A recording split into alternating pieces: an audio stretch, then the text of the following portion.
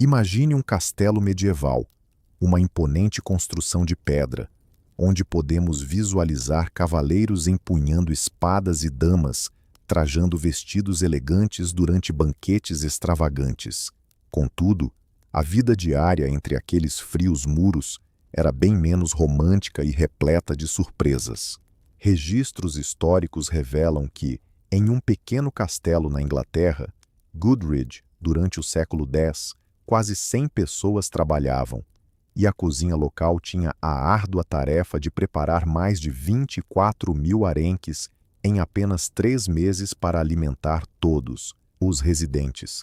Neste filme, vamos explorar como era um dia comum para o senhor do castelo e seu último escudeiro, como as pessoas na Idade Média se iluminavam e aqueciam, como abordavam questões de higiene e segurança, e muito mais. Em breve, juntos, vamos desvendar os mistérios da vida cotidiana em um castelo medieval. O protagonista desse castelo era seu proprietário, um nobre ou senhor que detinha a posse do local. No entanto, ele não passava seus dias apenas em banquetes ou caçadas, como muitos filmes sugerem. O senhor do castelo carregava muitas responsabilidades. Ele gerenciava suas propriedades, supervisionava a arrecadação de impostos e aluguéis dos súditos e mantinha a ordem na região. Era comum que ele viajasse por suas terras, dialogando com prefeitos locais, funcionários e artesãos para assegurar que tudo estivesse em ordem. Muitas vezes, passava meses longe de casa, envolvido em compromissos na corte real, negociações políticas ou campanhas militares.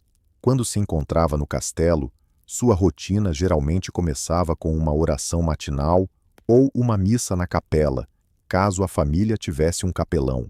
Depois disso, ele se reunia com seu burgrave, o administrador do castelo, que cuidava da gestão em sua ausência. Durante as manhãs, o senhor revisava documentos, recebia visitantes e resolvia disputas entre seus súditos. Frequentemente, na grandiosa sala de recepção, onde organizava almoços e encontros, aproveitava os momentos livres para praticar a arte da cavalaria, montar a cavalo ou caçar nas florestas vizinhas, um passatempo muito apreciado pela nobreza.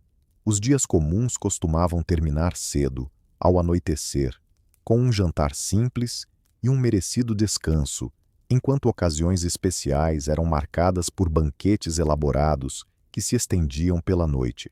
Torneios magníficos ou celebrações da corte eram eventos caros e realizados apenas pelos nobres mais abastados.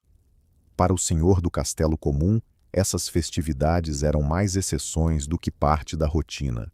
A esposa do senhor, muitas vezes chamada de senhora do castelo, era responsável pela administração doméstica. Embora não precisasse trabalhar fisicamente como as camponesas, certamente não levava uma vida ociosa.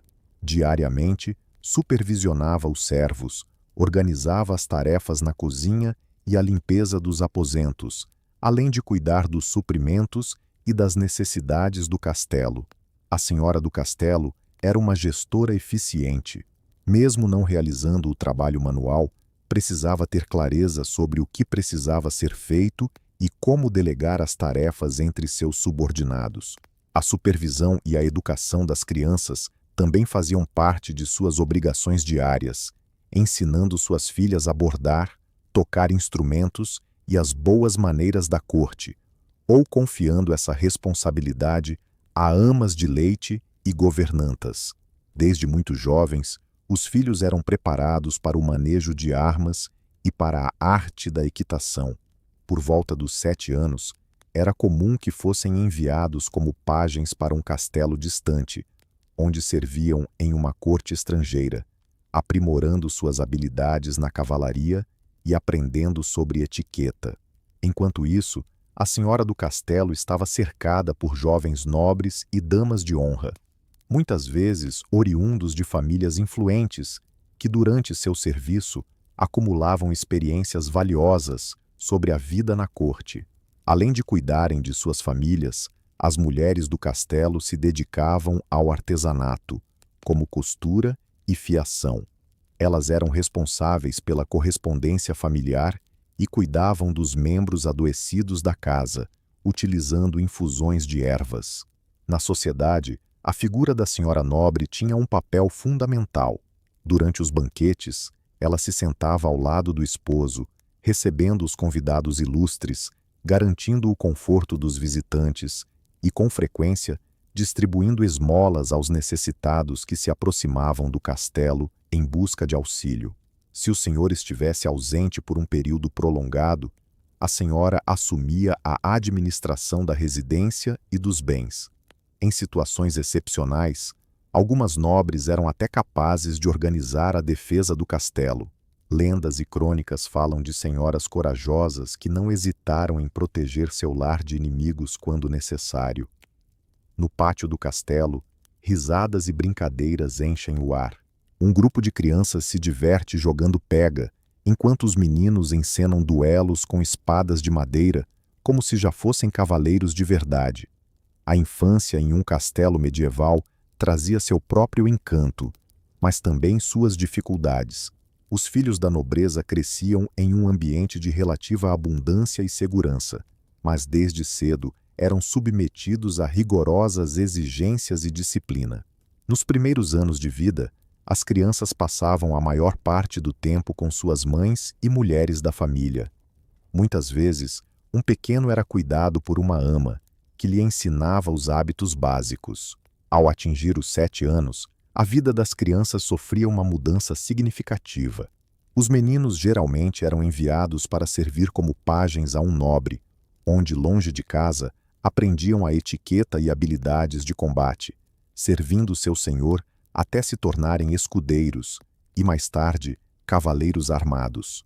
As meninas, por sua vez, permaneciam na casa, sob a supervisão da mãe ou parentes, aprendendo as habilidades essenciais para se tornarem donas de casa, como fiação, bordado, música e administração do lar, além de cultivar a devoção. Muitas vezes, desde pequenas, eram prometidas a parceiros adequados, pois os casamentos entre crianças nobres eram uma forma de fortalecer alianças familiares. No entanto, mesmo com todas essas responsabilidades, as crianças do castelo também encontravam tempo para se divertir. Elas brincavam com brinquedos simples, como bonecas de pano, espadas de madeira, bolas feitas de bexigas de animal, dados e peões. Uma das brincadeiras favoritas era imitar os adultos. Os meninos se divertiam como cavaleiros em torneios, enquanto as meninas cuidavam de suas bonecas como se fossem bebês. Se a posição da família permitisse, as crianças também recebiam uma educação básica. Os meninos aprendiam a ler e escrever em latim, preparando-se para a administração dos bens ou para futuros cargos na vida adulta. As meninas, por sua vez, aprendiam a ler, geralmente em sua língua nativa, e escreviam menos, mas ambas conheciam bem as orações básicas e histórias religiosas. O castelo e o educador contratado poderiam, nas famílias abastadas, abrir novos horizontes para as crianças. De maneira geral, a infância nos castelos era breve. A transição para a vida adulta chegava cedo, trazendo consigo suas responsabilidades, mas as memórias das brincadeiras nos pátios e nas salas permaneciam com a nobreza ao longo de suas vidas.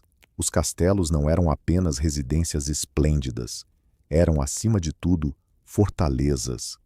E que valor teria uma fortaleza sem os soldados que a protegem?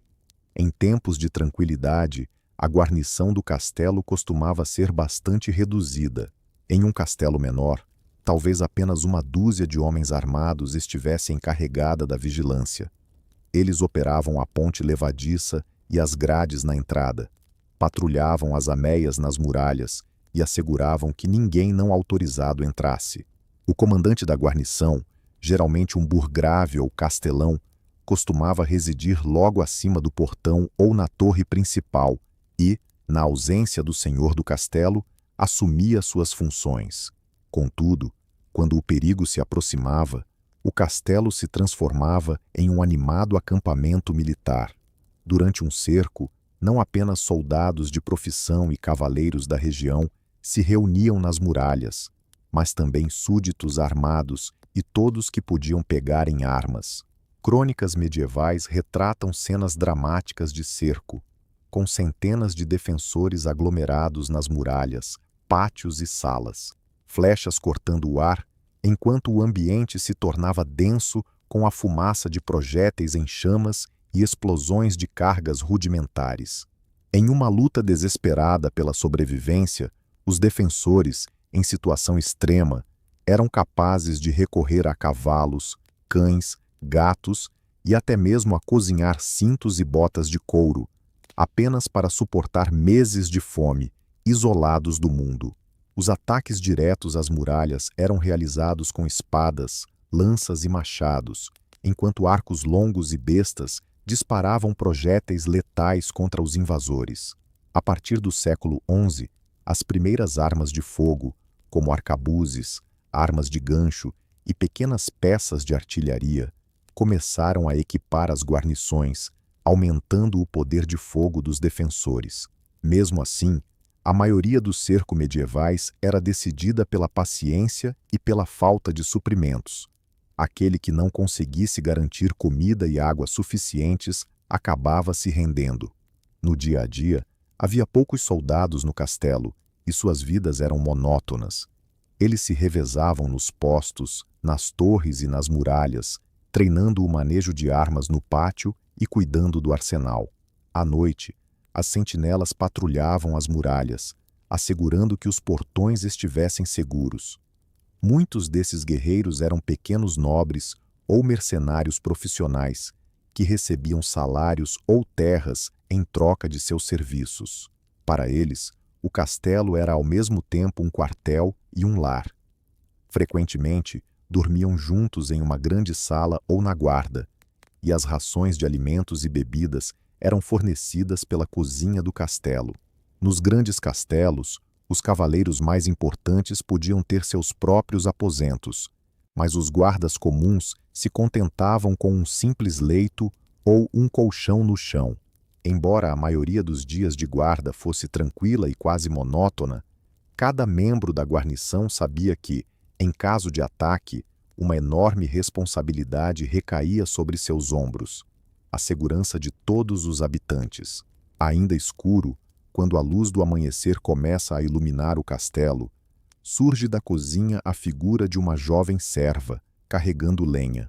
Sua missão é reacender as chamas na ampla sala e aquecer o ambiente, garantindo que o senhor não sinta frio durante a oração matinal.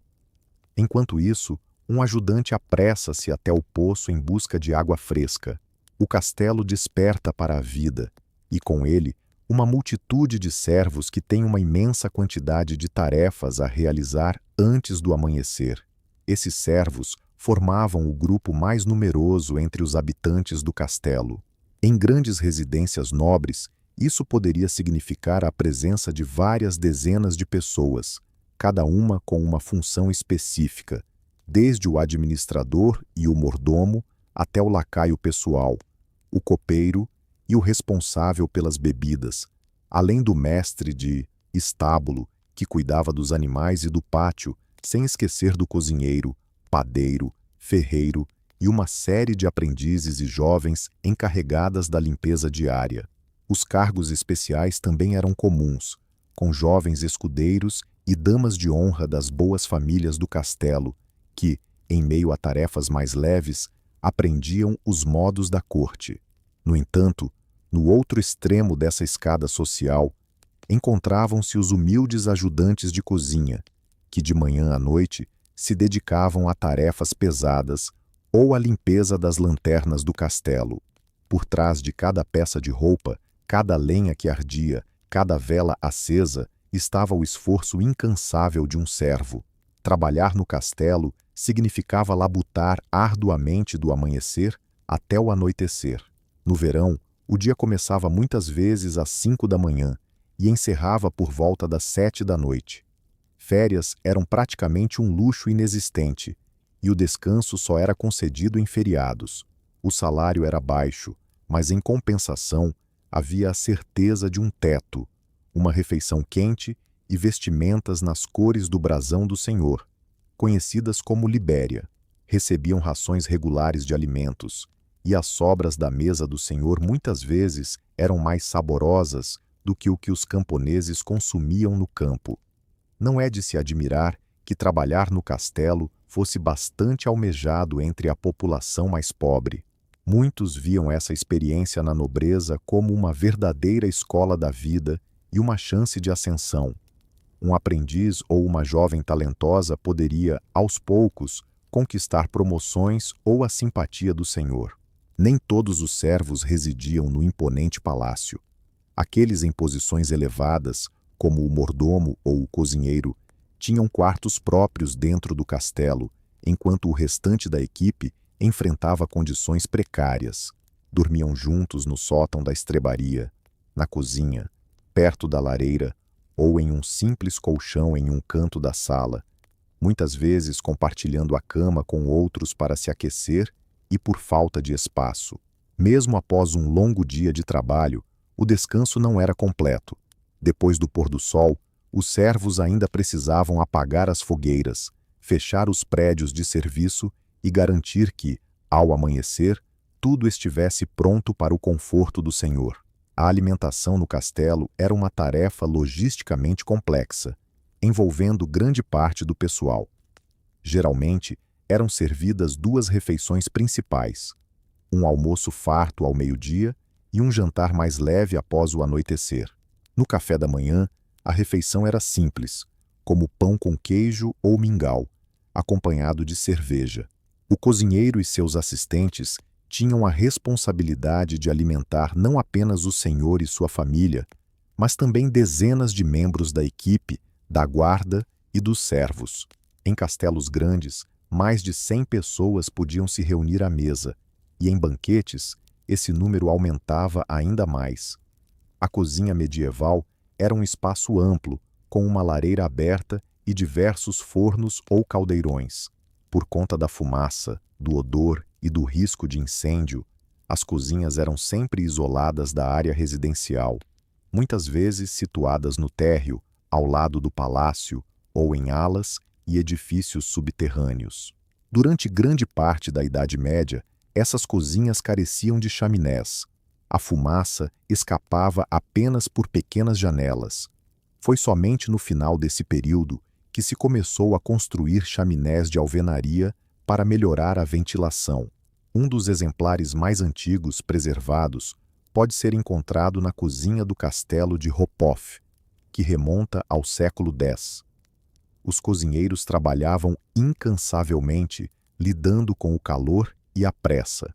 Eles cortavam carnes, mexiam sopas em enormes caldeirões, assavam tortas e giravam carne sobre a brasa em meio ao fogo intenso. A gordura e a banha resultantes da carne assada não eram desperdiçadas, eram cuidadosamente coletadas e reutilizadas em pratos ou até na fabricação de velas. Havia até a crença de que a cozinha era trancada à noite para impedir que os servos famintos se deliciassem com o sebo endurecido, que acreditavam ser uma verdadeira iguaria. A variedade no cardápio era um reflexo do prestígio. A mesa nobre se curvava sob o peso das carnes, que incluíam cortes de boi, porco, ovelha, aves e caça, como carne de cervo, javali ou coelhos.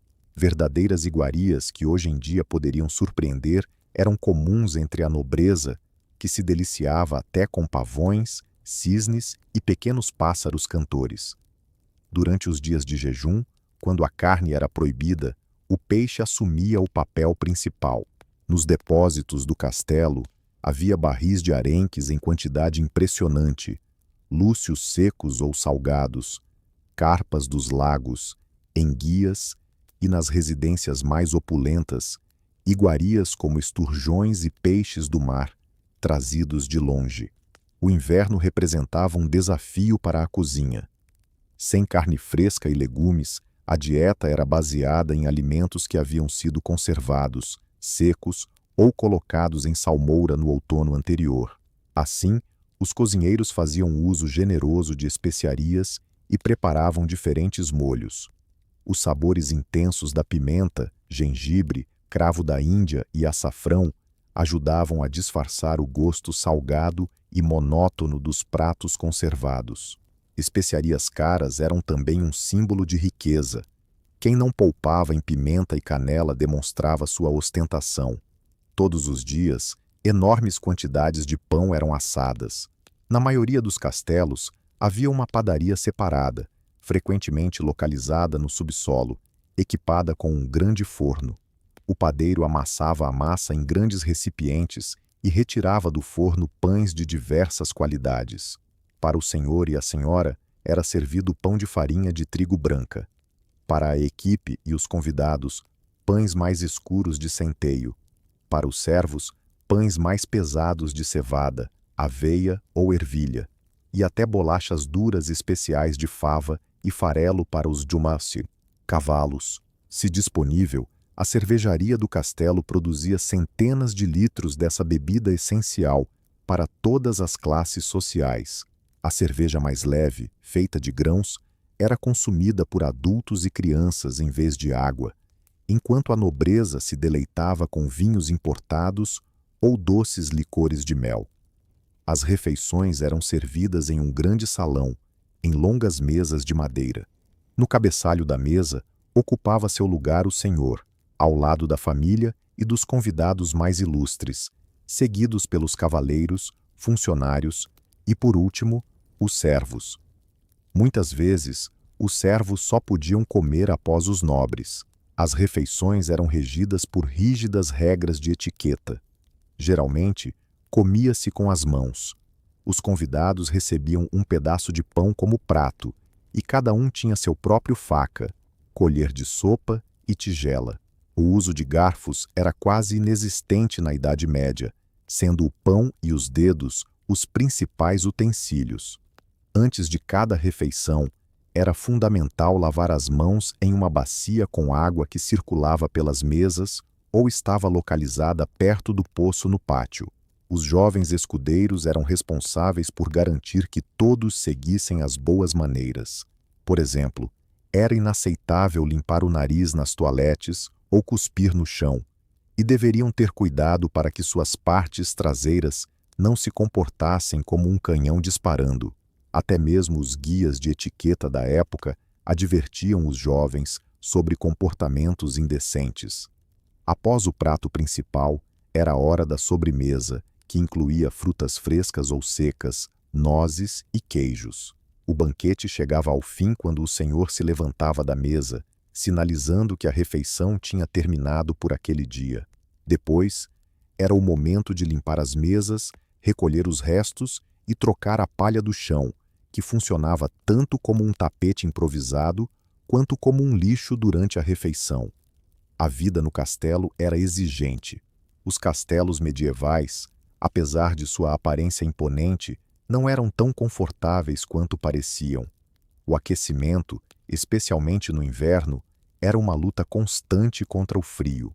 As grandes lareiras ou fogueiras abertas queimavam madeira, mas as espessas paredes de pedra e as inúmeras frestas deixavam o vento frio entrar.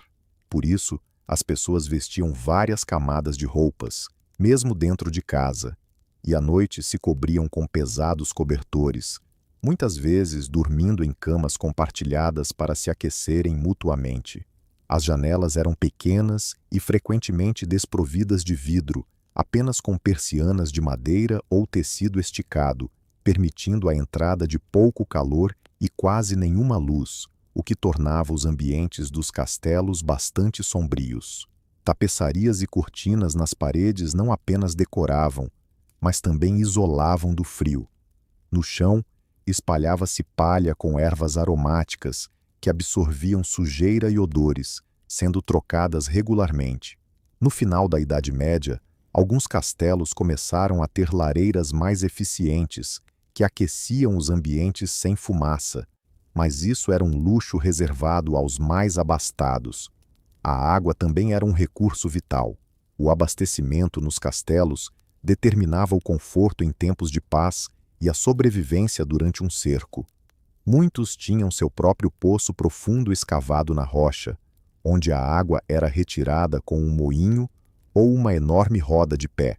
Um exemplo famoso é a fonte de Karlstein, com mais de 70 metros de profundidade, onde as pessoas caminhavam para puxar baldes de água. No entanto, nem todos os castelos dispunham de um poço.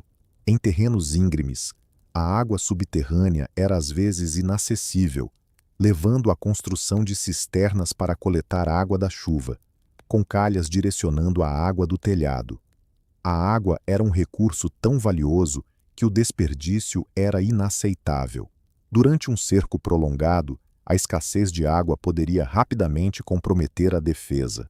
Alguns castelos, no final da Idade Média, até se orgulhavam de ter sistemas primitivos de encanamento, com tubos de madeira ou chumbo vindos de fontes próximas. Contudo, esses sistemas eram tecnicamente desafiadores e vulneráveis a danos. Um atacante poderia facilmente cortar o fornecimento, tornando-os um complemento e não a principal fonte de água. No que tange à higiene, a Idade Média não era generosa. Banhos diários não eram a norma. Mas isso não significava que as pessoas nunca se lavassem. Todas as manhãs, lavavam o rosto e as mãos em uma bacia de água. Ter mãos limpas antes das refeições era considerado essencial. Um banho completo do corpo, por outro lado, era reservado para ocasiões especiais. Preparar um banho quente envolvia o trabalho intenso de aquecer e transportar grandes quantidades de água. Dentro do castelo, as pessoas se lavavam em banheiras de madeira, onde a água quente era despejada. Outra opção eram os banhos a vapor, que consistiam em tendas ou cabanas de madeira, onde o vapor aquecia o corpo. Contudo, esses luxos eram privilégios apenas da nobreza. O sabão, feito de gordura e cinzas, era caro e utilizado com moderação. Às vezes, recorria-se à areia fina ou infusões de ervas como alternativas. A preocupação com o odor era constante entre os nobres. As mulheres costumavam usar pequenas bolsas com ervas aromáticas, como lavanda e alecrim, presas ao cinto, ou se ungiam com óleos para disfarçar o cheiro corporal.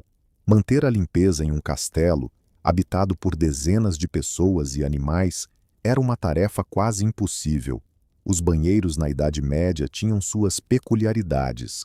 Eram construídos brevetos, pequenas saliências que se projetavam das muralhas ou torres do castelo.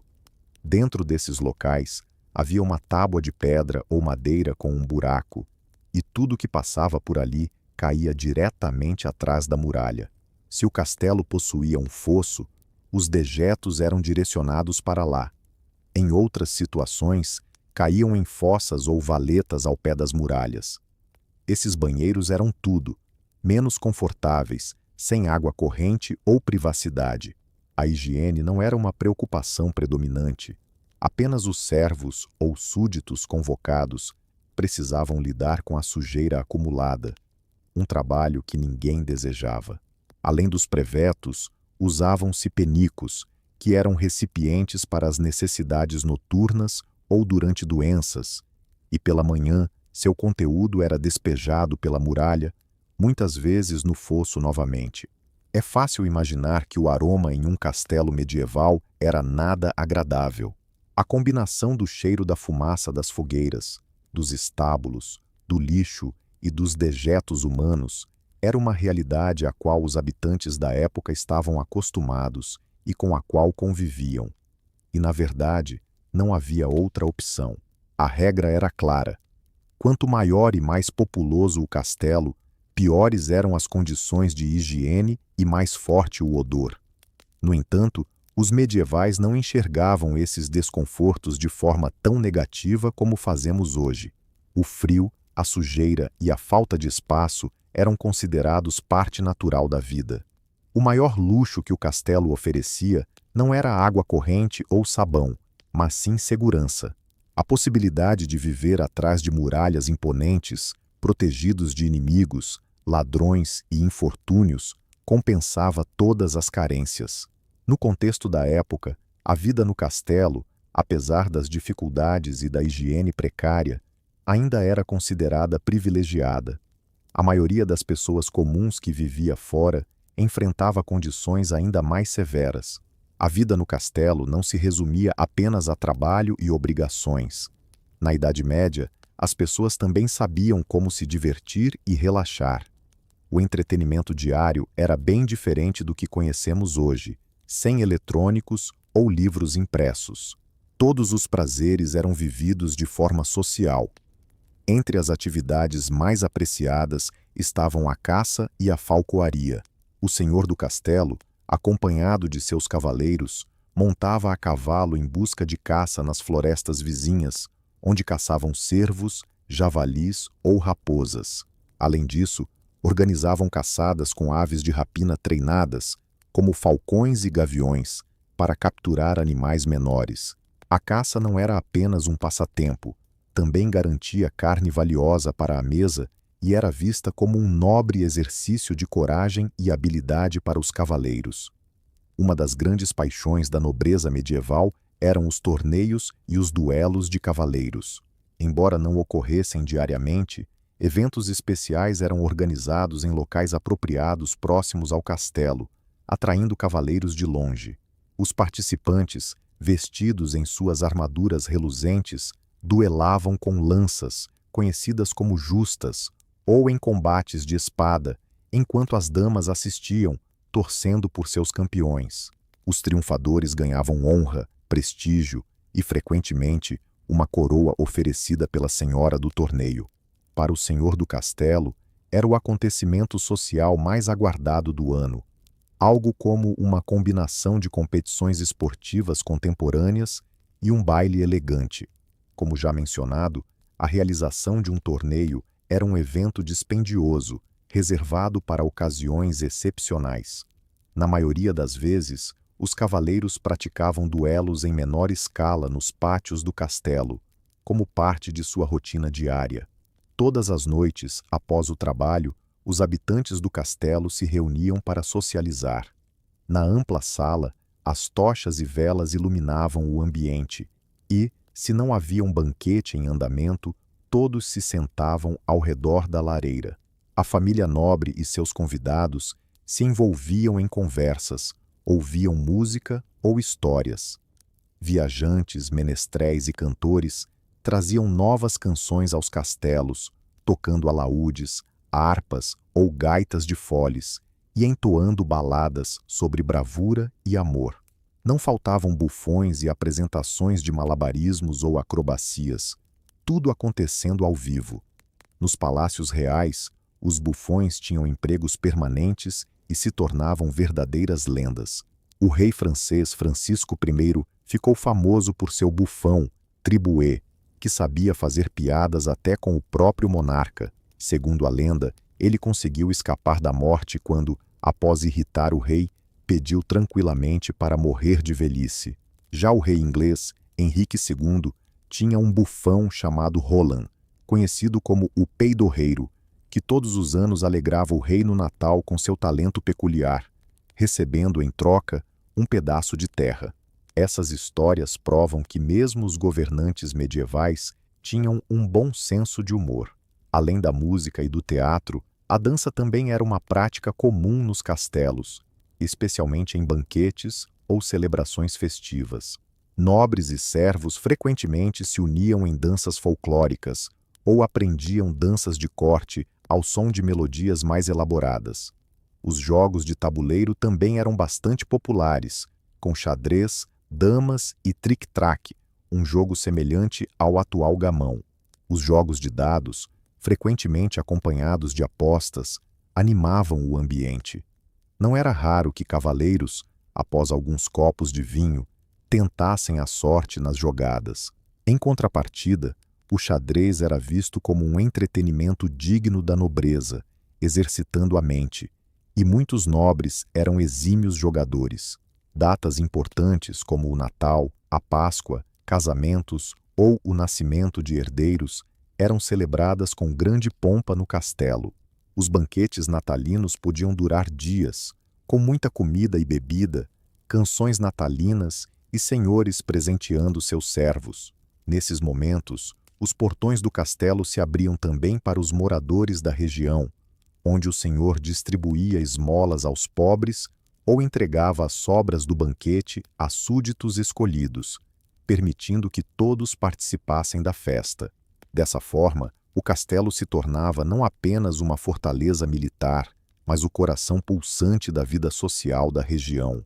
Quando a música deu lugar ao silêncio e as velas se extinguiram, o castelo retornou à escuridão e à quietude, aguardando a nova manhã, quando o ciclo da rotina recomeçaria. Esse castelo medieval era um universo à parte, onde o dia a dia de trabalho e responsabilidades se entrelaçava com grandes cerimônias, batalhas e festas vibrantes. Lá fora, a vida além das muralhas não oferecia muito conforto. Eram escassos os luxos que hoje consideramos básicos, como banheiros com água aquecida ou iluminação elétrica. No entanto, os habitantes dos castelos não viam seu destino como um fardo. Pelo contrário, pertencer à corte significava prestígio, segurança e, acima de tudo, proteção em um mundo repleto de incertezas. Hoje, ao admirarmos as ruínas preservadas e os esplêndidos palácios, somos transportados para a época em que se caminhava sobre os frios pisos de pedra iluminados por tochas, ou se adormecia ao som do vento que sussurrava ao redor das torres. A vida em um castelo medieval nos lembra o quanto o mundo mudou ao longo dos séculos, mas, em muitos aspectos, continuamos a ser os mesmos. Hoje, assim como naquela época, buscamos segurança em nossos lares e valorizamos momentos à mesa com família e amigos, mesmo que não precisemos mais nos aquecer em peles junto a uma lareira crepitante. Espero que essa viagem ao passado tenha aguçado sua curiosidade e ampliado sua visão. Se você apreciou este relato, ficarei grato se o compartilhar com outros entusiastas da história ou recomendar a amigos. Agradeço por se juntar a nós nesta exploração pela rotina de um castelo medieval. As histórias de épocas passadas guardam lições e uma beleza singular. Quem sabe nossa narrativa tenha inspirado você a visitar o castelo mais próximo e imaginar aquela atmosfera. Obrigado pela atenção e até o nosso próximo passeio pela história.